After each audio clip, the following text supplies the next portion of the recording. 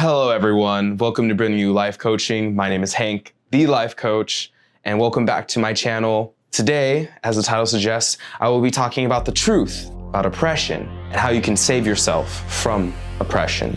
I will be discussing a lot about what's been going on in the media outlets. Funny enough, this is actually my second time recording this. The first time I recorded it and I had a lot of emotions because it was very close to me being half African-American. It was very hard. But now I have a clear head and clear mind and my stance has not changed, but the way that I'll be speaking about it has changed. But the message is still the same. What is oppression, how to spot it, and how you can save yourself from it and protect yourself and your loved ones from it.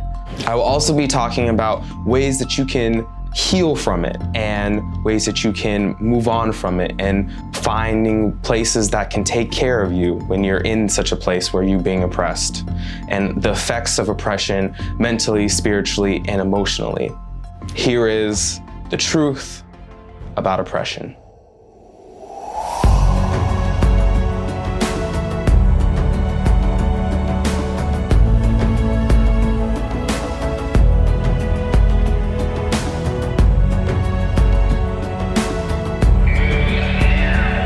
Form of flash grenades and pepper spray. I offer you this wisdom.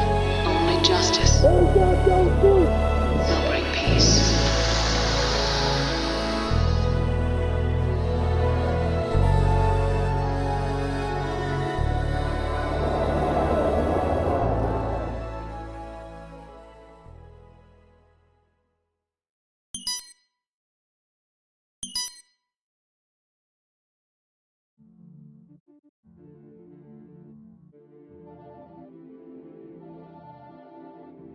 Now, before we begin talking about how to spot oppression, my feelings toward oppression, and how to save yourself and protect yourself from oppression, I'm going to talk about the definition, and I'm going to read it straight from the dictionary app, and that is the exercise of authority or abuse in a burdensome, cruel, or unjust manner, an act or instance of oppressing or subjecting to cruel or unjust impositions or restraints. And the last one is the feeling of being heavily burdened mentally or physically by troubles, adverse conditions, anxiety, etc.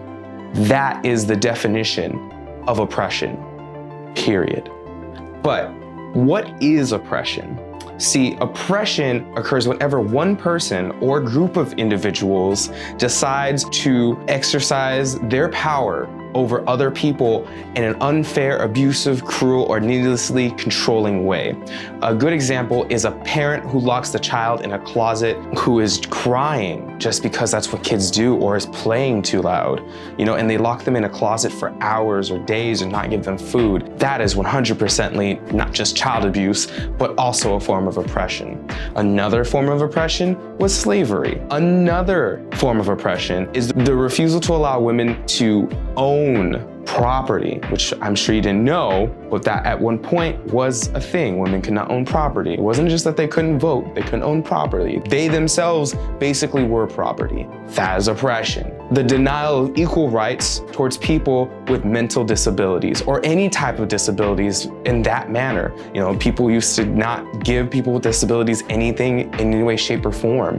That is oppression. When you are exercising your power against a specific group or just any person in general, and you are being cruel and unusual and evil towards them, that is a form of oppression. All right, so at this point, we've learned the literal definition of oppression, what oppression is and what it does. Now we're gonna be talking about the mental health implications that oppression does. You see, the statistics state that the effects of mental health usually are for minorities, people who are low income or impoverished, people with special needs or disabilities, and women. Those are the people that are going to have the most mental health effects when it comes to oppression. And they usually are those people specifically, and not so much larger groups, specifically larger groups such as white males. Those are just the statistics. I'm not trying to call anybody out. That is just what it is. If you don't like it, sorry. but I don't like oppression. And that's a statistic in itself. You see, oppression lowers self-esteem, reduces life opportunities for individuals that have been oppressed, and even puts people in danger of rape, abuse, and other forms of violence. You see, members of those groups that I specifically mentioned before, which are minorities, women, people with disabilities, people low income, impoverished. I'm not just talking about third world countries, I'm talking about even in America. You see, when they're oppressed for such a long period of time, the mental health implications are incredible. But one of the worst things that can happen to someone who's being oppressed is called internalized oppression. Now, what internalized oppression is when you start to begin to think that you being oppressed is okay. And not just that, you start thinking that other people deserve to be oppressed just because of the color of their skin, even if you're the same color, or the fact that they're a woman, even if you're a woman, or if you have a disability, that you think that other people with disabilities deserve to be oppressed. That is how sickening oppression can become and how sickening oppression is. It literally grabs you, pulls you down, and then as you're going down, you try to grab people down with you. It's horrible. Some examples of internalized oppression are, say, a businesswoman who's at a meeting and she doesn't want to speak out, even though she has a great idea, because she feels like because she's a woman, her ideas and what she has to say is less than of a man's or anybody else in the room. Or somebody with an accent from a different country, regardless of what the country or where the country is at, refusing to go out and make friends because they feel like they can't connect with them because they're from a different country.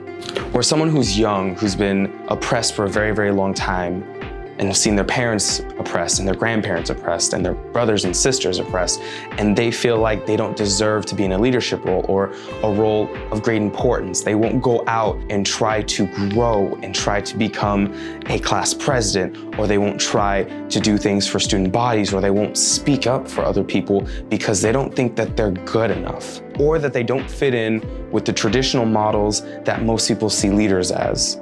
Or even coworkers talking and joking about a specific race, and you happen to be that specific race, or you happen to be that specific ethnicity, or you happen to be a woman and they're talking bad about women and you join in with the jokes. That is internalized oppression. Let me explain my own experiences through oppression. You see, I grew up with a Black mom, single parent. My dad's technically still in my life, and I grew up mixed. My mother is Black, my father is German Costa Rican. I'm more so half Costa Rican, half Black, if anything. And growing up, my mother would always tell me to be careful going outside, hanging out with specifically white girls, even though they were the same age as me. And she would tell me these things when I was like 7 and 8, to be careful, watch out where I'm going, watch out who I'm around, keep my surroundings open. So many things. And where I grew up in, there was not a lot of kids who were mixed like me. There were not a lot of Black kids like me. And I never really quite got everything she was saying. I mean, I saw the subtle racism, I saw the subtle oppression, I felt it, but it never really clicked until I got older. You know, there was times where I would be playing with my friends, and a police car would drive by and they wouldn't look at any of the other kids, but they'd look at me. Or going to a grocery store or a 7-Eleven to pick up candy with my friends, they wouldn't look at anybody else, but they'd keep an eye on me. I was bigger, even though we were the same age and some of them were older than me, I was still the bigger kid just because of the way that my body is. And my mom always said, it doesn't matter what you are to you. In their eyes, you will always be a Black male. And it automatically has a very negative stereotype. My mother grew up in Chicago in the projects, so she had a very, very, very eye-opening experience straight from the beginning. And she told me stories that I honestly could not believe and was hard for me to believe, but I knew they happened. I could see it in her face. I could feel it from her that these were true stories. And it was just so horrible. Now that I'm older and I've worked through a lot of my trauma with oppression, self-oppression, internalized oppression, because I have that as well, for sure when I was growing up, and it's sad to think about that I used to think a certain way or treat people differently. I mean, I was never that bad, but any type of oppression is bad oppression. Things have changed in the past 4 or 5 years in my own mental health journey of starting from literally the bottom and working myself up way to the top, and it took time. But I can honestly say it was worth it because now I'm a very much so stronger person from it, and I want other people to be strong from it as well. That's why I make these videos, because I don't want to see other people oppressed, not like myself, not like my mom, not like others that I see online. Now, the absolute truth about oppression is that you don't have to just be Black to be oppressed. You can be Black, obviously, Asian, South American, Native American, African, Middle Eastern, European, Indian, Canadian, or even white. Oppression can happen no matter who you are. It literally will slap you in the face. But right now, what I want to talk about specifically is oppression for individuals who are African American. George Floyd is 46. Breonna Taylor, 26. Atania Jefferson, 28. Aura Rosier, 40. Stephen Clark, 22. Botham Fern, 26. Philando Castillo, 32. Alton Sterling, 37. Michelle Cassou, 50. Freddie Gray, 25. Phoenicia Fonville, 20. Eric Gardner, 43. Akai Garley, 28. Gabrielle Nuveres, 22. Tamir Rice, 12. Michael Brown, 18. Tanisha Anderson, 37.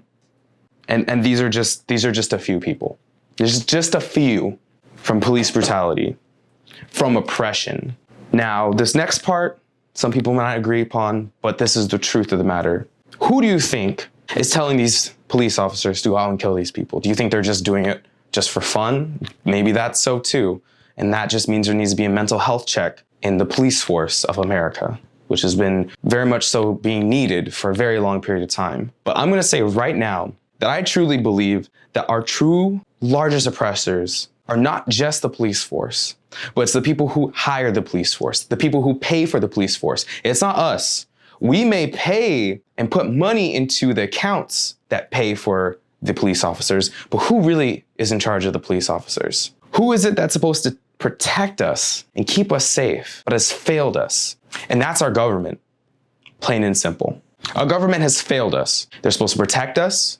They're supposed to keep us safe. But in reality, they are one of the biggest oppressors out there. And not only them, but the media as well. The media likes to paint such a horrible picture for certain things. They always like to fearmonger us. They like to scare us so much that we can't even go outside our homes, regardless of COVID. I have been a caregiver for quite a few years as a CNA in home, and I know so many seniors that are just scared to go out of their own homes. They're scared and they're nervous because they don't know what's gonna pop out. They don't know if they're gonna die. They're more scared of what's out there than they are of their own medical problems. That is another form of oppression. I am so proud of the individuals who are protesting. If you protested, you should be proud of yourself. I know that protesting has the negative light on it because of the looters, but I know not everybody's a looter. Those are people who are not there for the cause. They're not there to talk about the oppression that is happening in America. The oppression that's happening to Black males, to Black females, to women, to Asians, to us. We are the ones who are being oppressed. You and I. So stand with those people who are protesting. They're not looters. There are people who are trying to speak their voice. And that's what America was all founded on in the first place.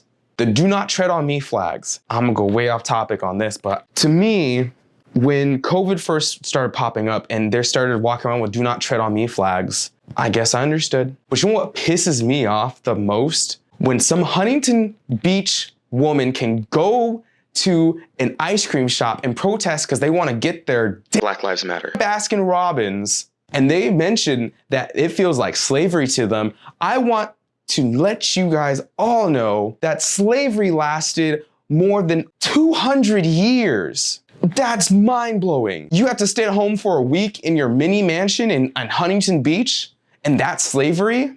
But the thing is that a lot of people who don't get it, they try to blow over racism. They say it doesn't happen. It doesn't exist. Racism doesn't exist. Well, I'm gonna tell you this right now. Racism exists every single day. And the worst thing about racism is not necessarily about the racism, it is about the oppression. Because if you accept racism or pretend like it doesn't happen, that means you are oppressing a whole entire ethnicity, a whole entire race. You're oppressing them by telling them that their feelings do not matter. That is oppression. Moving on from my rage and frustration, the truth of the matter is fighting each other is not going to solve the problem. I want you to shift your full focus to what's most important, and that is building up a community within your people, regardless of their race, age, ethnicity, or gender. If they stand beside you, then they care about you. And if they care about you, then you should talk with them, and you should come up with ideas on how to protect each other and how to empower each other. This is not the time to fight each other. This is the time to grow and become stronger people. Not just individually, but as a group. That is how you fight oppression. Even if one person who has all the power is oppressing all the people, you are the people. They have no power over you because you are just as powerful as they are. And that is one of the things that oppressors do not want you to know, that you are just as strong, if not stronger than them. You are immensely more powerful than an oppressor. You want to know why? Oppression is a weakness. Only weak people oppress others because they don't have their own power. But we as individuals, no one is better than another person, period. When it comes down to it, in our genes, we are all made up of the same things. Same atoms, same chromosomes. Some of us have a little bit more water or melanin than the other person, but we are all the same, deep down. So there's no reason to oppress anybody. And as someone who's being oppressed, you don't have to be in that position. I promise you, you don't have to be oppressed. You are stronger than your oppressor. If you've never heard that before, I want you to know, from me to you, you are more powerful than your oppressor. Don't ever forget that. We need to shift our main focus to empowering each other. This is the time for us to sit together and come up with ways to learn, grow, and become stronger, not just for ourselves, but for our children and for the generations to come. So that way they know that they don't have to be oppressed, but they also know that oppression in itself is a weakness. Now, we talked a lot about oppression, how I feel about oppression, my experiences of oppression, definitions of oppression, the basic layman's terms of oppression. But now we're gonna talk about how to protect yourself and how you can heal if you've ever been oppressed. See, therapy is one of the best ways that you can heal and grow from oppression. See, not only does it help talking to somebody about your feelings and then getting down into the root of where the oppression began, not only can it do that, it can also help the other mental effects. Oppression doesn't just create internalized oppression. That's one of the worst things, I think, because from internalized oppression, you begin having other challenges also come up. And those are gonna be anger, anxiety, or depression. Those are all symptoms that arise from oppression. If you think that you're being oppressed, you need to get out of that situation. You need to get away from the individual. You need to get out of that house. I understand that it won't be easy. I completely understand. I may not know where you're coming from, but I can feel your feelings. I can feel the energy that you feel being in that home, being trapped and cramped, and you can't go anywhere, you can't escape. But like I said previously, you can, because you are stronger than your oppressor. But the first thing you need to do is you need to get away. You cannot begin the healing process until you get away from the situation that's continually oppressing you. Yes, even if you leave, there could be withdrawals or you might end up going back or things like that. And if that happens, it's okay. I'm here to tell you it's okay, it's all right. It just happens. We as human beings are very used to routine. And if you routinely are under oppression, then that is our normal. So I want you just to remember that. That was your normal. It doesn't have to be your normal. You don't have to be in that situation. If you're afraid or scared, especially if you're in a very abusive and dangerous, oppressive relationship with an individual, whether that be a family member or a partner, there are so many ways that you can come up with to leave. If you have friends, go to them. If they're friends with your oppressor, find another person that has no ties to your oppressor, but understands your situation, is gonna keep you safe. If you don't have anybody like that, or if you don't trust anybody like that, even just a little bit, that's okay too. There are plenty of agencies out there who are there to help you, who are there to guide you out of your oppressive situation, your abusive situation, who are there to help get you on your feet, get you therapy, get you somebody to talk to help get you moving past that, so you never have to go back again. You can leave. Trust me, I believe in you. Now, as a life coach, here are some tips from me on how to move on and heal in the healing process. I 100% advise you go to a therapist. But here are some things if you can't get to a therapist immediately. First things first, you need to acknowledge. You need to acknowledge the situation, acknowledge the fact that you are in an abusive situation, you are being oppressed by a group of individuals, a single individual, a family member, and you have to acknowledge the fact that you're a victim. And there's nothing wrong with being a victim. There's nothing wrong with admitting to yourself that someone's doing something wrong to you. You're not a weak person admitting that you've been abused or hurt or oppressed. And after you've acknowledged that, immediately forgive yourself. It's not your fault. It's not your fault that they are hurting you. It's not your fault that they did that to you. It's not your fault that you quote unquote let it happen. Because you trusted someone, you decided to be genuinely a human being, and that is just loving and trusting and beautiful, with a beautiful heart. There's nothing wrong with that. You cannot blame yourself for that. The second thing that I advise you to do is find a safe place to talk about it.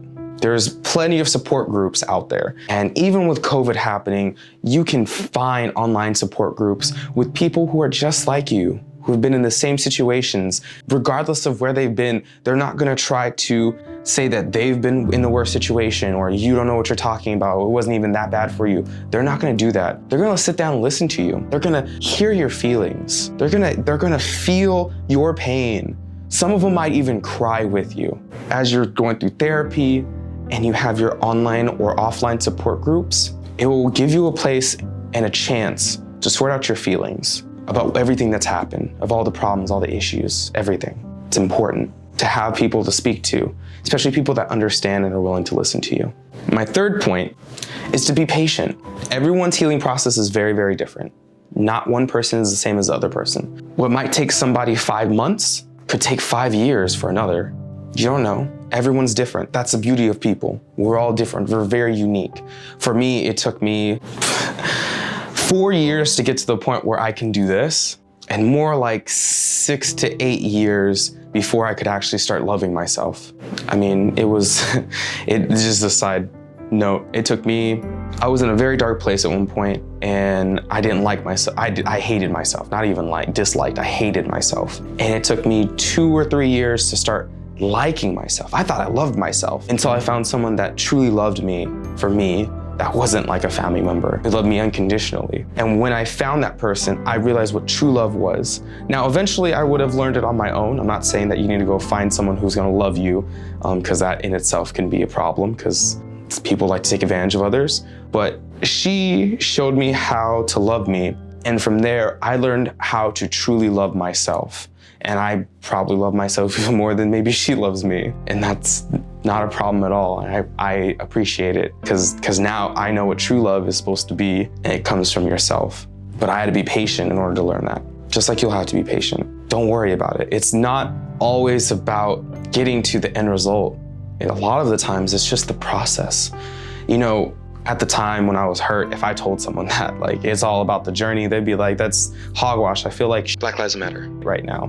When you look back on it and you see the progress that you made, you'll probably cry. I know I recently moved to a place where I never thought I'd ever be able to make it to. And it was all thanks to my hard work, working on myself more so than jobs. It was all about working on myself. And as I worked on myself, things around me changed for the better. And I look back at those times and I just am incredible. I never expected to be anywhere close to this. One of the best ways that you can track your progress, I actually am gonna be making a video about how to track progress just in general, is to have a journal or at least just a notepad. And I want you to write down your thoughts at the beginning of a week and then at the end of the week. Or if you want to, you can do it every single day. That's totally up to you, but at least the beginning of the week and at the end of the week. So like Monday, Friday, and then start it again. Monday, Friday. At the end of the second week, look back at your first week. Look at what you first said at the first 2 weeks of your progress.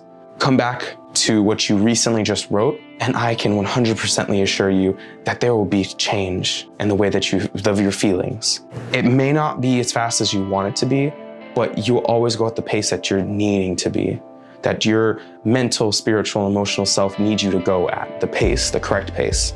You'll always go the right speed that you need to be going to. You just have to believe in yourself, which is another thing that will take patience. But eventually, you'll be full of everything that you've ever wanted inside yourself. And last, I think one of the most important things that you can do to heal from oppression is to create.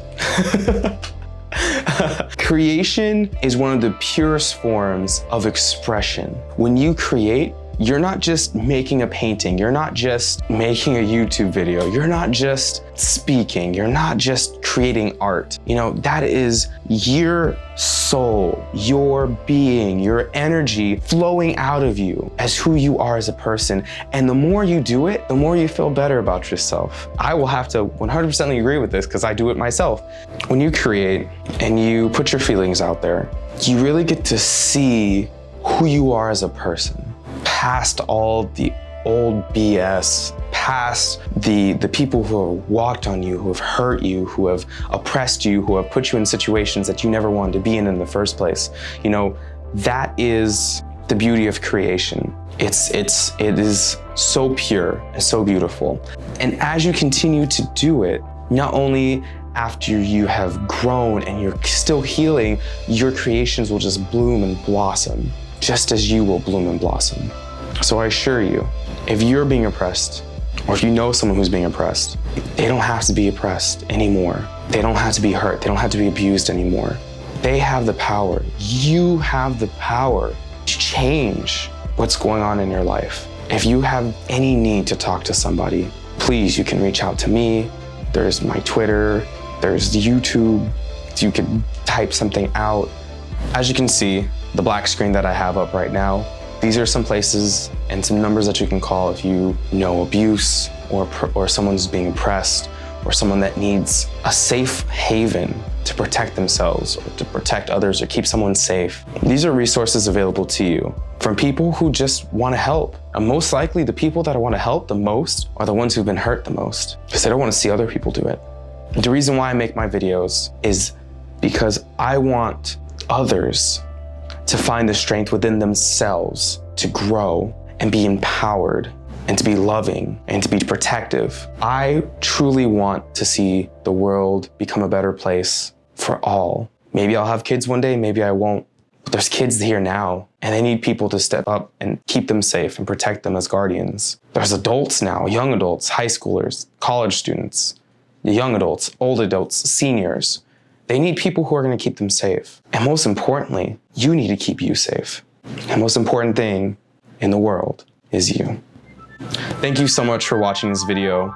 I hope you enjoyed it.